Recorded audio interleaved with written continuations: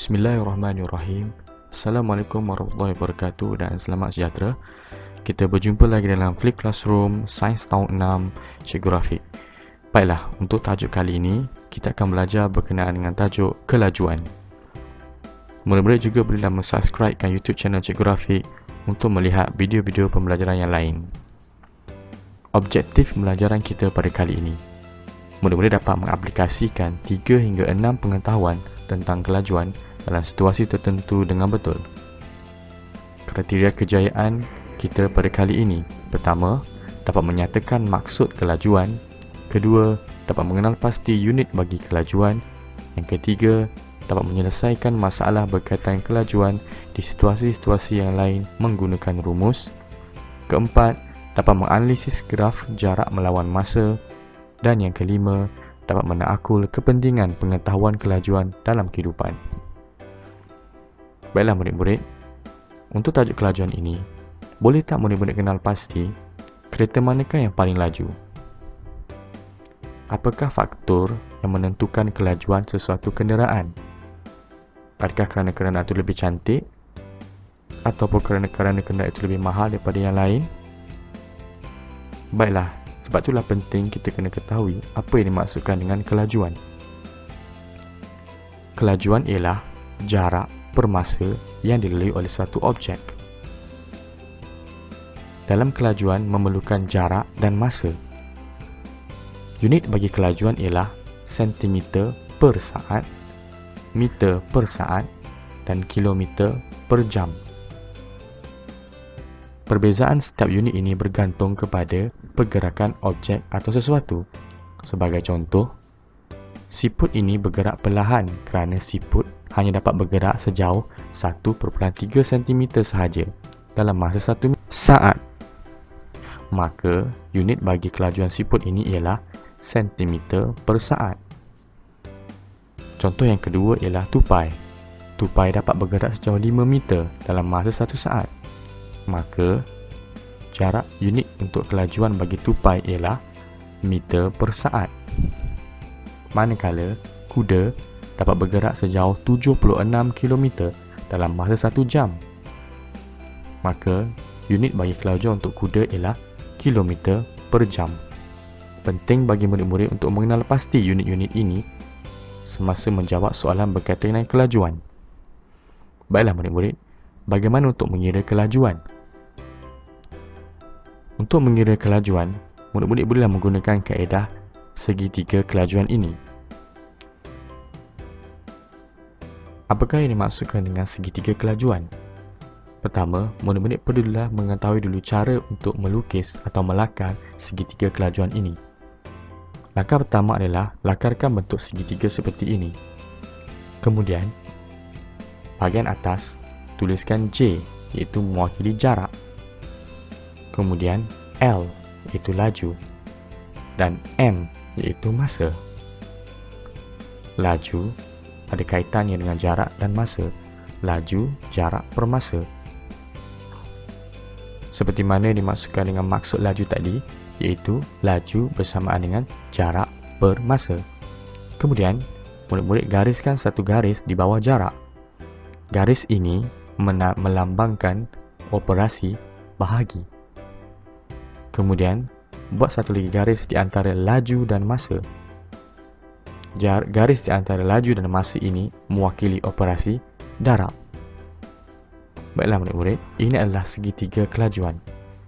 Mari kita lihat contoh soalan untuk kita gunakan segitiga kelajuan ini. Contoh soalan pertama ialah, berapakah laju sebuah kereta apabila ia bergerak sejauh 100 km dalam masa 2 jam? Menggunakan segitiga kelajuan ini, sekiranya soalan bertanya berkenaan dengan laju, maka murid-murid perlulah menutup bahagian laju. Jadi, laju bersamaan dengan jarak bahagi masa. Jarak bahagi masa. Laju bersamaan dengan jarak bagi masa. Jadi, operasinya ialah laju bersamaan dengan 100 km bahagi 2 jam. Maka jawapannya ialah 50 km per jam. Baiklah, kita lihat pula contoh yang kedua. Berapakah jarak yang dilalui oleh sebuah kereta apabila ia bergerak dengan kelajuan 200 km per jam dalam masa 2 jam? Baiklah, sekarang soalan menginginkan murid untuk mencari jarak. Menggunakan segitiga kelajuan ini, sekiranya soalan bertanya berkenaan jarak, maka murid-murid perlulah menutup jarak.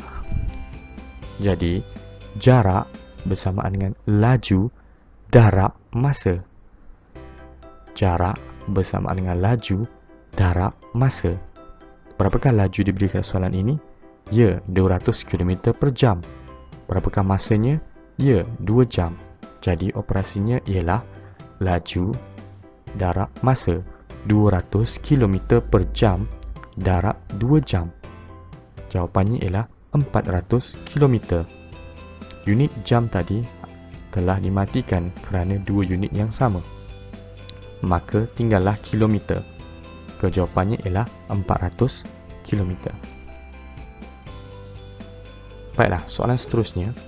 Berapakah masa yang diambil oleh sebuah kereta apabila ia bergerak dengan kelajuan 400 km per jam sejauh 200 km? Sekarang, soalan memerlukan murid untuk mencari masa. Maka, apa yang sepatutnya murid-murid buat pada segitiga kelajuan ini? Ya, tutup masa. Jadi, jawapannya ialah masa bersamaan dengan jarak bahagi laju. Masa bersamaan dengan jarak bahagi laju. Jadi, jawapannya ialah 200 km bahagi dengan 400 km per jam. Kilometer-kilometer akan dimansuhkan. Tinggallah unit jam sahaja. 200 bahagi 400, jawapannya ialah 0.5 jam ataupun 30 minit. Baiklah murid-murid, inilah cara untuk penggunaan segitiga kelajuan untuk memudahkan murid-murid mencari kelajuan, jarak atau masa. Kita melihat pula adalah uji kaji berkenaan dengan hubungan antara kelajuan dengan masa. Murid-murid boleh merujuk buku teks pada muka surat 123. Pada dalam eksperimen ini, murid-murid perlulah menentukan kelajuan dua kereta mainan apabila kereta A diletakkan di atas 4 buah buku kemudian dilepaskan, manakala kereta B diletakkan di atas 8 buah buku kemudian dilepaskan pada jarak yang sama, iaitu 200 cm. Berapakah masa yang diambil oleh setiap kereta? Baiklah, dalam penjelasan ini didapati bahawa kereta A masa yang diambil ialah 10 saat. Boleh tak murid-murid kenal pasti berapakah kelajuan kereta A? Menggunakan segitiga kelajuan ini, maka bolehlah didapati bahawa laju bersamaan jarak dan masa. Oleh itu, 200 bahagi dengan 10. Jawapannya, ya, 20 cm per saat. Kemudian kereta B. Masa yang diambil oleh kereta B pula ialah 5 saat. So, jawapan untuk kelajuan kereta B ialah 40 cm per saat. Daripada dua buah kereta ini, bolehlah disimpulkan bahawa kereta B lebih laju. Baiklah murid-murid, untuk meningkatkan kefahaman murid tentang kelajuan ini, murid-murid perlu faham pada dua faktor kelajuan, iaitu pertama, faktor jarak dan yang kedua, faktor masa. Faktor jarak ialah sesuatu atau objek dikira sebagai lebih laju sekiranya ia bergerak dengan jarak yang lebih jauh dalam masa yang sama. Manakala faktor masa pula ialah sesuatu atau objek lebih laju sekiranya ia mengambil masa yang singkat dalam jarak yang sama. Dua faktor ini murid-murid bolehlah menggunakannya semasa menjawab soalan untuk memudahkan murid-murid mendapat jawapan yang betul. Baiklah, kita pergi kepada beberapa soalan untuk menguji kefahaman murid-murid. Soalan 1. Apakah yang dimaksudkan dengan kelajuan? A. Jarak per jisim. B. Masa per luas. C. Masa per jarak. Dan D. Jarak per masa. Jawapan yang betul ialah D. Jarak per masa. Soalan kedua, yang manakah unit piawai bagi kelajuan? A. Meter padu, B. Meter per gram, C. Kilometer per jam atau D. Kilometer per meter? Jawapan yang tepat ialah C. Kilometer per jam. Soalan 3. Azhar, Joe, Suresh dan Daniel berjalan sejauh 100 meter. Masing-masing mengambil masa 10 saat, 5 saat, 20 saat dan 15 saat untuk berjalan sejauh itu. Siapakah yang paling laju? Baiklah murid-murid, sekiranya jarak yang sama dilalui oleh kesemua murid ini, maka kita bolehlah menggunakan faktor masa. Faktor masa di sini ialah bermaksud seseorang atau objek lebih laju sekiranya masa yang diambil ialah lebih singkat apabila jarak yang dilalui ialah sama. Maka bolehlah disimpulkan di sini bahawa antara Azhar, Joe, Suresh dan Daniel, Joe mengambil masa 5 saat iaitu masa yang paling singkat. Maka Joe ialah murid yang paling laju. Jawapannya B. Faktor masa. Soalan 4. Satu penyiasatan telah dijalankan untuk menguji kereta siapakah yang paling laju. Berikut ialah jarak dan masa yang diambil oleh kereta A, B dan C dan D untuk tiba di destinasi masing-masing. Baiklah murid-murid, sekiranya jarak dan masanya dibezakan, maka murid-murid perlulah menggunakan rumus segitiga kelajuan tadi untuk mencari jawapan bagi setiap kereta A, B, C dan D.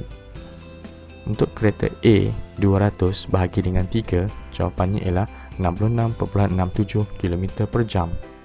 Untuk jawapan B 400 km bahagi dengan 2.5 jam, jawapannya ialah 160 km per jam. Untuk jawapan C 100 km bahagi dengan 6 jam bersamaan dengan 16.67 km per jam. Dan untuk jawapan D 500 bahagi dengan 4 bersamaan dengan 125 km per jam. Baiklah murid-murid, pastikan jawapan yang telah dikira, maka kereta yang paling laju ialah kereta B yang mengambil masa 160 km per jam. Soalan ke-9. Pemandu A memandu dengan kelajuan 120 km per jam. Jika jarak yang dilaluinya adalah 600 km, berapakah masa yang diambil untuk memandu sejauh itu? Baiklah murid-murid, untuk jawapan ini, murid-murid perlu mencari masa. Menggunakan segitiga kelajuan tadi, tutup masa. Masa bersamaan dengan jarak bahagi laju.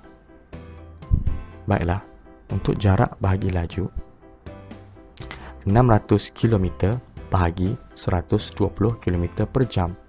Maka jawapannya ialah 5 jam. A. Soalan yang terakhir, soalan 10. Carta palang di sebelah membandingkan masa yang diambil oleh 3 orang murid yang berlainan untuk menamatkan perlumbaan sejauh 100 meter. Apakah kesimpulan yang boleh dibuat?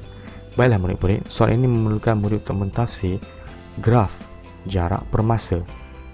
Jarak ialah 100 meter dan masa yang diambil adalah, setiap murid adalah berbeza. A. Dina bergerak paling laju. B. Amir bergerak lebih perlahan daripada Dina tetapi lebih jauh daripada Lim. C. Lim bergerak lebih laju berbanding Dina dan Amir. Dan D. Amir bergerak lebih laju daripada Lim tetapi lebih perlahan daripada Dina. Berdasarkan carta palang ini, dapat disimpulkan di sini bahawa murid yang paling rendah nilai masanya adalah yang paling laju kerana jaraknya sama. Ini dikira sebagai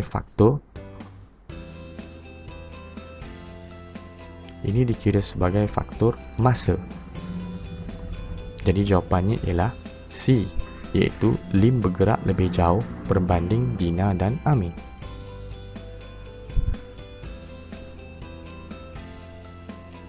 Baiklah murid-murid, apakah kepentingan kelajuan dalam kehidupan kita? Kelajuan sangat penting untuk mengelakkan kemalangan dan kecelakaan. Seseorang yang tidak mengambil kira kelajuan dalam kehidupannya akan terlibat dalam kemalangan dan kecelakaan. Yang kedua, kelajuan juga membolehkan kita menentukan kelajuan mana yang sesuai dan sepatutnya berdasarkan jarak dan masa. Kebolehan kita untuk mengira kelajuan membolehkan kita membuat pertimbangan kelajuan mana yang sesuai sekiranya kita menggunakan sesuatu kenderaan. Baiklah, diharapkan murid-murid telah memahami apa yang dimaksudkan dengan kelajuan dan boleh mengira kelajuan-kelajuan dalam beberapa soalan yang diberikan. Murid-murid boleh membuat pengiraan kelajuan dengan betul. Seterusnya, mari laksanakan tugasan-tugasan untuk meningkatkan lagi faham murid. Ada 2 tugasan yang perlu murid selesaikan. Tugasan pertama, dalam buku teks muka surat 130, murid-murid perlu lengkapkan soalan 3. Seterusnya, untuk tugasan yang kedua, buku teks pada muka surat 131, murid-murid perlu menjawab soalan 4, 5 dan 6. Baiklah murid-murid, selamat belajar. Diharapkan murid memahami apa yang kita belajar pada hari ini. Stay safe at home dan jangan lupa untuk subscribe YouTube channel Cikgu Rafiq untuk melihat video-video pelajaran yang lain. Sekian dulu, semoga kita berjumpa lagi.